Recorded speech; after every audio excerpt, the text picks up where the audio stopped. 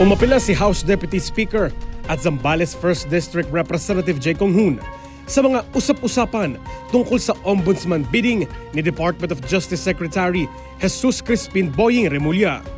Ayon kay Conghun, dapat nakaangkla ang magiging desisyon sa merit at ebidensya kaysa sa ingay at spekulasyon.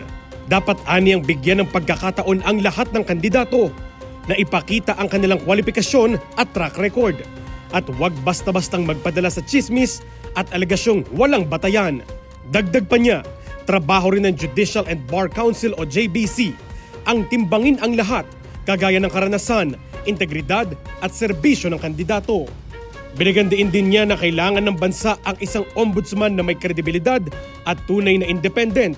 Sinugundahan naman ito ni Las Piñas Representative Mark Santos at sinabing huwag gawing politika ang proseso.